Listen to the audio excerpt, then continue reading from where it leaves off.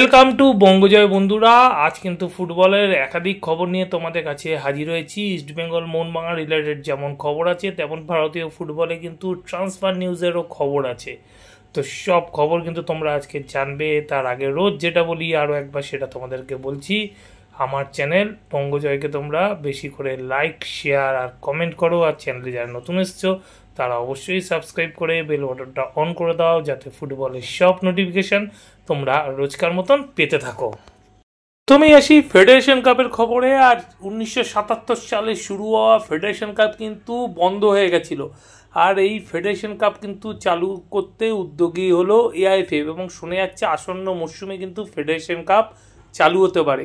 এবারে super cup কিন্তু পুরোপুরি ফ্লপ, আর সেই জন্য কিন্তু ফেডারেশন চাইছে সুপার কাপ মরশুমের প্রথমে নিয়ে আসতে। কিন্তু আমি একটা কথা বলবো, এই সুপার কাপ ফ্লপ হওয়ার পেছনে কিন্তু ফেডারেশনেরই হাত আছে। কারণ কি?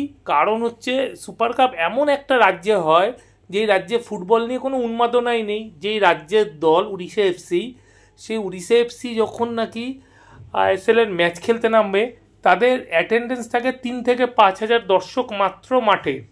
তো সেই স্টেট থেকে যে সুপার কাপের উন্মাদনা বাড়বে, এটা কিন্তু কেউ আশাই করতে পারে না। ভারতবর্ষে যেসব স্টেটে ফুটবল নিয়ে উন্মাদনা প্রবল, সেসব স্টেটে সুপার কাপ না করে করছে উড়িষ্যাতে। আর উড়িষ্যাতে করার ফলে কিন্তু শুধুমাত্র ব্রডকাস্টিংয়ের লোক, কিছু রিপোর্টার আর কিছু এজেন্ট ছাড়া কিন্তু মাঠে কাউকে আর দেখা যাচ্ছে না। যার ফলে সুপার কাপ ফাইনালে ম্যাচ হলেও কিন্তু সেখানে দেখা যাচ্ছে 100 থেকে 200 লোক খেলা দেখছে, এবং বাকি সময় কিন্তু মাঠকর্মীরা বলা যায় মাছি তাড়াচ্ছে। তো একটা ফাঁকা মাঠে ফুটবলাররা খেলছে, সেখানে কিন্তু ব্রডকাস্টিংও খুব খারাপ লাগে, ফুটবলারদের কাছেও কিন্তু সেটা খুব খারাপ ব্যাপার যে একটা ফাঁকা মাঠে খেলা। আর এর দায় কিন্তু সম্পূর্ণ ফেডারেশনকেই নিতে হবে। যে বাংলা বা অন্য কোনো স্টেট যেখানে ফুটবল নিয়ে অনেক উন্মাদনা আছে, মাঠে কিন্তু লোক হয়, সেরকম জায়গায় টুর্নামেন্ট না করে, বা যখন নকআউট সুপার কাপ করলো, সেই সুপার কাপটাকে এফএ কাপ স্টাইলে না করে, এফএ কাপ বলতে আমি কি বোঝাতে চাইছি, ইংল্যান্ডে যে নকআউট টুর্নামেন্টগুলো হয়, এফএ কাপ বা আদার্স টুর্নামেন্ট, সেখানে আমরা কি দেখি, সেখানে দেখি যে কোনো দল তার নিজের মাঠে সেই নকআউট ম্যাচটা খেলছে আরেকটা দলের সাথে। ঠিক তেমন করা উচিত ছিল। সেক্ষেত্রে কী হতো, সেক্ষেত্রে কিন্তু যেই মাঠে খেলা হচ্ছে সেই মাঠের হোম ক্রাউড থাকতো, এবং অ্যাওয়ে দল সেই মাঠে গিয়ে ম্যাচ খেলতো। তো সেটা না করে উড়িষ্যাতে করা হলো, এবং নম করে সুপার কাপ শেষ করা হলো। এটা কিন্তু ফেডারেশনের গাফিলতির জন্য সুপার কাপ নিয়ে কিন্তু মানুষের মধ্যে কোনো উন্মাদনা তৈরি করতে পারেনি। আর শোনা যাচ্ছে যে ফেডারেশন কাপকে ফিরিয়ে আনা হবে, সেটা কোন সময় করা হবে সেটা নিয়ে কিন্তু এখনও কোনো ডিসিশান হয়নি। আর ডুরান্ড কাপকে কিন্তু স্লট দেওয়া হচ্ছে একেবারে মরশুমের শেষে। তো এখন দেখার যে সেনাবাহিনী টুর্নামেন্ট ডুরান্ড কাপ, তো সেনাবাহিনী সেটা মানে কি না। তো আমার মতে ফেডারেশন কাপ একটা ঐতিহ্যশালী টুর্নামেন্ট, এই টুর্নামেন্টকে কিন্তু ফিরিয়ে আনা দরকার। আমি কোনো দিন দেখিনি যে কোনো দেশের মেন টুর্নামেন্ট এইভাবে বন্ধ করে দেওয়া হচ্ছে। আমাদের দেশে যেমন ফেডারেশন কাপ, ইংল্যান্ডে তেমন কিন্তু এফএ কাপ। এফএ কাপ কিন্তু বছরের পর বছর কিন্তু চলছে, এবং পৃথিবীর সবথেকে প্রাচীন টুর্নামেন্টের একেবারে প্রথম সারির টুর্নামেন্ট কিন্তু এফএ কাপ। আর এই টুর্নামেন্ট যখন বন্ধ হয়নি, আমাদের ফেডারেশন কাপকে বারে বারে বন্ধ করা হয়, আবার চালু করা, এটা কিসের স্বার্থে সেটা কিন্তু এখনও পর্যন্ত জানা যায় না। আর অন্যদিকে কিন্তু এটিকে মোহনবাগান এফসি, হ্যাঁ এইভাবেই কিন্তু উল্লেখ করা হয়েছে ফিফার চিঠিতে, এটিকে মোহনবাগান এফসি। আর এই এটিকে মোহনবাগান এফসিকে কিন্তু ফুটবলার নেওয়ার ব্যাপারে নিষেধাজ্ঞা জারি করলো ফিফা। তার মানে এখনও পর্যন্ত যারা মোহনবাগান করে লাফায়, তাদের কাছে কিন্তু এখনও স্পষ্ট না এটা মোহনবাগান ক্লাব বা মোহনবাগান অ্যাথলেটিক ক্লাব, তারা কখনো মোহনবাগান সুপার জায়ান্টের নামে খেলছে। কিন্তু ফিফার কাছে এখনও পর্যন্ত যেটা রেজিস্ট্রেশন করা আছে সেটা হচ্ছে এটিকে মোহনবাগান এফসি। এবং এই মুহূর্তে কিন্তু এটিকে মোহনবাগান এফসি বলো বা মোহনবাগান সুপার জায়ান্ট বলো, তারা কিন্তু নতুন করে কোনো দেশীয় ফুটবলারকে আর নিজের দলে এই মুহূর্তে সই করাতে পারবে না। এবারে চলে আসি আইএসএল এর খবরে। আর আইএসএল এর ট্রান্সফার নিউজ নিয়ে দিয়ে আলোচনা করি। তো প্রথম খবরই হবে মুম্বাই সিটি এফসির কোচ পিটার কাটকেনিককে নিয়ে। তার পারফরমেন্সে কিন্তু একেবারে তিতিবিরক্ত মুম্বাই সিটি এফসি ম্যানেজমেন্ট, সেই জন্য তার সাথে কিন্তু আর কন্টিনিউ করতে চাইছে না মুম্বাই সিটি এফসি। তো সে তার জায়গায় কিন্তু যা শোনা যাচ্ছে সম্ভবত কোচ হয়ে আসতে পারে দেশ বেকিংহ্যাম। এছাড়াও কিন্তু আরও এক স্প্যানীয় কোচেরও কিন্তু নাম শোনা যাচ্ছে, তবে কে সে তাই সেই নাম কিন্তু এখনও অবধি জানা যায়নি। তো এইটা ফাইনাল হয়ে গেছে যে পিটার কাটকে কিন্তু আর মুম্বাই সিটি এফসির সাথে কন্টিনিউ করছে না। এবারে যেই ফুটবলারটিকে নিয়ে কথা বলবো তিনি হলেন পাঞ্জাব এফসি 24 বছর বয়সী মিডফিল্ডার লুংডিম। এই লুংডিমকে কিন্তু এই মুহূর্তে মার্কেটে ওপেন করে দিল পাঞ্জাব এফসি এবং তার জন্য কিন্তু ট্রান্সফার ফি ধার্য করেছে পাঞ্জাব এফসি। গত মরশুমে আইএসএলে কিন্তু 3টি গোল করেছে 24 বছর বয়সী এই মিডফিল্ডার। দারুণ কিন্তু মিডফিল্ডার, প্রচুর ওয়ার্কলোড নেয়। তো এখন পাঞ্জাব এফসি কিন্তু তাকে মার্কেটে ওপেন করেছে। তো এখন দেখা যে আইএসএলের কোন দল তাকে ট্রান্সফার ফি দিয়ে আসন্ন মরশুমে নিজের দলে সই করায়। পেরেইরা দিয়াজ বেঙ্গালুরু এফসির এই আর্জেন্টাইন স্ট্রাইকার, 34 বছর বয়স। এই মরশুমে কিন্তু একটা অ্যাভারেজ পারফরমেন্স করেছে, আইএসএলে 7টি গোল করেছে। তো বেঙ্গালুরু এফসি তাকে কিন্তু আর রাখছে না আসন্ন মরশুমে এবং শোনা যাচ্ছে এফসি গোয়া কিন্তু পেরেইরা দিয়াজকে নিজেদের দলে নেওয়ার ব্যাপারে আগ্রহ প্রকাশ করেছে। তো পেরেইরা দিয়াজ কিন্তু যে খুব আহামরি ফুটবলার তেমন না, একটা অ্যাভারেজ গেম খেলে এবং বক্সের ভেতর কিন্তু খুবই ভয়ঙ্কর, খুব বেশি ওয়ার্কলোড নেয় না, বেশিরভাগই কিন্তু বিপক্ষের বক্সে খেলতেই পছন্দ করে। তো এখন দেখার যে এফসি গোয়ার সাথে পেরেইরা দিয়াজের চুক্তিটি কতদিনের মধ্যে সম্পন্ন হয়।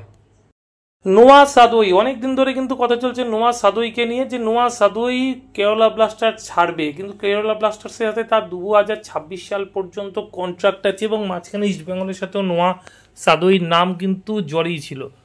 তো এখন শোনা যাচ্ছে যে নোয়া সাদোই ইস্টবেঙ্গলে আসছে না, তবে কেরালা ব্লাস্টার্স তাকে কিন্তু মার্কেট ওপেন করে দিচ্ছে। গত মরশুমে 11টি গোল করেছিল নোয়া সাদোই এবং যথেষ্ট ভালো পারফরমেন্স করেছিল কেরালা ব্লাস্টার্সের হয়ে। তো এখন হচ্ছে দেখার নোয়া সাদোই কোথায় যাবে। তবে এই মুহূর্তের খবর বাংলাদেশের দল বসুন্ধরা কিংস কিন্তু নোয়া সাদোইকে একটা ভালো রকমের অফার দিয়েছে, কিন্তু নোয়া সাদোই কিন্তু বাংলাদেশ লিগে কিন্তু খেলতে যেতে চাইছে না, সেই জন্য নাকি এই বসুন্ধরা কিংসের অফারটি রিজেক্ট করেছে। তো দেখার যে আইএসএলের কোন দল আগামী দিনে নোয়া সাদোইকে নিজের দলে ট্রান্সফার ফি দিয়ে সই করায়। একটা তোমাদের বড় নিউজ দিই, ফুটবলারটির নাম হচ্ছে ওসমান তানানে। কাতারের টপ ডিভিশনে খেলে থাকে এবং কাতারের জাতীয় দলের হয়েও খেলেছে। এই মুহূর্তে মার্কেট প্রাইস প্রায় 12 কোটি টাকার মতো। তো শোনা যাচ্ছে এই ফুটবলারটিকে নাকি অফার করেছে নর্থ ইস্ট ইউনাইটেড। তবে আমি কিন্তু জানি না কতটা সত্যতা আছে, কিন্তু আমি যেখান থেকে খবর পাই সেই জায়গা থেকে খবরে পাওয়া যাচ্ছে সেটা হচ্ছে এই ফুটবলারটিকে নাকি নর্থ ইস্ট ইউনাইটেড অফার করেছে। তবে নর্থ ইস্ট ইউনাইটেড কি কাতারের এই ফুটবলারের পেছনে সত্যিকারের 12 কোটি টাকা খরচা করবে, এটা কিন্তু এই মুহূর্তে একটা বড় প্রশ্ন। তো এখন দেখার যে ওসমান তানানে আগামী দিনে নর্থ ইস্ট ইউনাইটেডে আসে কিনা কাতার ফুটবল ছেড়ে। যেহেতু বয়সটা বেড়েছে, একটা টাকার অঙ্ক বড়, তো যে কোনো ফুটবলের কাছে কিন্তু এই ধরনের টাকার অঙ্ক কিন্তু লুফে নিতে পারে। তো সেই কারণে যদি ওই ওসমান তানানেকে 12 কোটি টাকা নর্থ ইস্ট ইউনাইটেডে দেয়, তাহলে আমার মনে হয় হয়তো আগামী দিনে ওসমান তানানে আইএসএলে নর্থ ইস্ট ইউনাইটেড জার্সি গায়ে খেলতে দেখা যেতে পারে। ধীরাজ সিং মোহনবাগান সুপার জায়েন্টের গোলকিপার, যথেষ্ট ইমপ্রেসিভ ফুটবলার। এই মরশুমে কিন্তু সেভাবে তিনি কিন্তু সুযোগ পাননি মোহনবাগান সুপার জায়েন্টে। তো এখন কিন্তু শোনা যাচ্ছে তার সাথে কিন্তু আর কন্টিনিউ করবে না মোহনবাগান সুপার জায়েন্ট। কারণ হচ্ছে সুপার কাপে নাকি সেমিফাইনালে তার পারফরমেন্সে নিয়ে একটু বিরক্ত মোহনবাগান ম্যানেজমেন্ট। তবে একটা ফুটবলার সেভাবে সুযোগ না পাওয়া বা বোর্জার যে গোলটি, সেটি কিন্তু বিশ্বের অনেক অনেক নামি দামি গোলকিপার কিন্তু ওরকম কর্নার থেকে ডাইরেক্ট গোল খেয়েছে। তো সেই গোল খাওয়া দেখে কিন্তু কোনো গোলকিপারের মাপকাঠি মাপাটা আমার মনে হয় উচিত না। এটা আমার ব্যক্তিগত মত, কেননা ধীরাজ খুবই ভালো একজন গোলকিপার। তো হতেই পারে একটা ম্যাচ, তার আগের ম্যাচে কেরালা ব্লাস্টার্সের সাথে দুর্দান্ত ম্যাচ খেলেছিল। তো যাই হোক, এই মুহূর্তে কিন্তু শোনা যাচ্ছে যে ধীরাজ কিন্তু আর মোহনবাগান সুপার জায়েন্টে থাকছে না। এখন দেখার যে ধীরাজ কোন টিমে যায়। দুটো দল কিন্তু ধীরাজকে অলরেডি অফার দিয়ে বসে আছে, এক হচ্ছে চেন্নাই এফসি এবং দ্বিতীয় দল হচ্ছে কেরালা ব্লাস্টার্স। দুটি দলের কাছেই কিন্তু ভালো গোলকিপারের অভাব আছে। তো সেই জন্য কিন্তু ধীরাজের মতন একজন ইমপ্রেসিভ গোলকিপারকে কিন্তু নিজের দলে নিতে চাইছে। তো এখন দেখার যে ধীরাজ আগামী দিনে কোন দলে সই করে, চেন্নাই না কেরালা ব্লাস্টার্সে। আর চলে আসি ইস্টবেঙ্গলের খবর। আর ইস্টবেঙ্গলের লেফট ব্যাক নিশু কুমার কিন্তু ক্লাব ছাড়তে চলেছেন। ইস্টবেঙ্গলের সাথে তার চুক্তি শেষ হয়ে যাচ্ছে, 2 বছরের চুক্তি ছিল, আর সেই চুক্তি কিন্তু শেষ হয়ে যাচ্ছে এবং ইস্টবেঙ্গলও কিন্তু তাকে আর রাখতে চাইছে না। তো এই মুহূর্তে কিন্তু শোনা যাচ্ছে নিশু কুমারের গন্তব্য হতে পারে উড়িষ্যা এফসি। উড়িষ্যা এফসির সাথে নাকি কথাবার্তা প্রায় চূড়ান্ত পর্যায়ে নিশু কুমারের। আর অন্যদিকে কিন্তু কেরালা ব্লাস্টার্সও চাইছে যে ঘরের ছেলেকে ঘরে ফিরিয়ে আনতে। কেরালা ব্লাস্টার্সও কথাবার্তা চালাচ্ছে, তবে উড়িষ্যা এফসি কিন্তু নিশু কুমারকে পাওয়ার ব্যাপারে এক ল্যাপ হলেও কিন্তু এগিয়ে আছে। অন্যদিকে ইস্টবেঙ্গল কোচ অস্কার ব্রুজো চাইছে এই মুহূর্তে যতগুলো ইস্টবেঙ্গলে বিদেশি আছে সবাইকেই ছাঁটাই করতে। তার মধ্যে সাউল ক্রেসপো, মাদি তালাল এবং হিরাজি মায়ের এজেন্টদের সাথে কিন্তু কথাবার্তা শুরু হয়েছে এবং তারা কিন্তু ক্লাব ছাড়তে রাজি আছে, কিন্তু তার বদলে তারা চাইছে যে অগ্রিম টাকা, তাদের সাথে যে চুক্তি আছে সেই চুক্তির অগ্রিম টাকা কিন্তু আগে চাইছে, তারপরে তারা কিন্তু ক্লাব ছাড়তে চাইছে। তো এখন ইস্টবেঙ্গল ম্যানেজমেন্ট কিন্তু আবার বসবে এবং দর কষাকষি হবে আগামী দিনে এদের এজেন্টদের সাথে। তারপরে কিন্তু ঠিক হবে কত টাকা দিলে এরা চুক্তি বাতিল করবে। অন্যদিকে দিমিত্রি দিয়ামন্তিকেসের এজেন্টের সাথেও কিন্তু কথাবার্তা শুরু করবে বলে শোনা যাচ্ছে। দিমিত্রি দিয়ামন্তিকেসকেও কিন্তু আর দলে রাখতে চাইছে না ইস্টবেঙ্গল ম্যানেজমেন্ট। আর অন্যদিকে যেই খবরটা বেরিয়ে আসছে সেটা বিপিন সিং অনেকটাই কনফার্ম। তো বিপিন সিং আসাটা কতটা ইস্টবেঙ্গলের জন্যে ভালো হবে সেটা জানি না, তবে বিপিন সিং কিন্তু একজন ইমপ্রেসিভ ফুটবলার। বয়সটা একটু বেড়েছে, 30 বছর, তবে 30 বছরটা খুব একটা বেশি না। বিপিন সিং এলে হয়তো ইস্টবেঙ্গলের উইংটা ভালো হবে। আর তার সাথে সোয়াপ ডিলের মাধ্যমে কিন্তু বিক্রম প্রতাপ সিংকে ইস্টবেঙ্গল নিজেদের দলে নিতে চাইছে। তবে বিক্রম প্রতাপকে ইস্টবেঙ্গল দলে নিতে চাইলেও কিন্তু বিক্রম প্রতাপের জায়গায় মুম্বাই সিটি এফসি চাইছে ইস্টবেঙ্গল থেকে পিবি বিষ্ণুকে দলে নিতে, কিন্তু ইস্টবেঙ্গল পিবি বিষ্ণুকে ছাড়তে একেবারেই রাজি নয়। তারা কিন্তু বিক্রম প্রতাপ সিংকে নিতে চাইছে নন্দকুমারকে দিয়ে। অন্যদিকে কিন্তু নন্দকুমারকে নিতে চাইছে না মুম্বাই সিটি এফসি, তারা কিন্তু জেদ ধরে বসে আছে পিবি বিষ্ণুর ব্যাপারে। অন্যদিকে ইস্টবেঙ্গল পিবি বিষ্ণুকে কিন্তু নিজের দল থেকে ছাড়তে চাইছে না, কেননা পিবি বিষ্ণু গত মরশুমে যা পারফরমেন্স করেছে, তো সেই নিরিখে দেখলে কিন্তু পিবি বিষ্ণু ইস্টবেঙ্গলের সব থেকে টপার ফুটবলার ছিল। তো ইস্টবেঙ্গল যদি পিবি বিষ্ণুকে ছাড়ে সেক্ষেত্রে কিন্তু সমর্থকদেরও কিন্তু মধ্যে একটা ক্ষোভ সৃষ্টি হবে।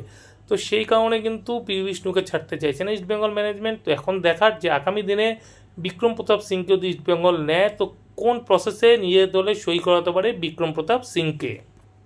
বন্ধুরা এখনকার মতন এই পর্যন্তই। নতুন খবর নিয়ে হাজির হবো তোমাদের কাছে পরের ভিডিওতে। যাওয়ার আগে শুধু একটাই কথা বলবো, আগের ভিডিও যারা মিস করে গেছো তার জন্য ডেসক্রিপশন বক্সে আগের ভিডিওর লিঙ্ক দেওয়া থাকবে, তোমরা লিঙ্ক ক্লিক করে আগের ভিডিও দেখে নিতে পারো।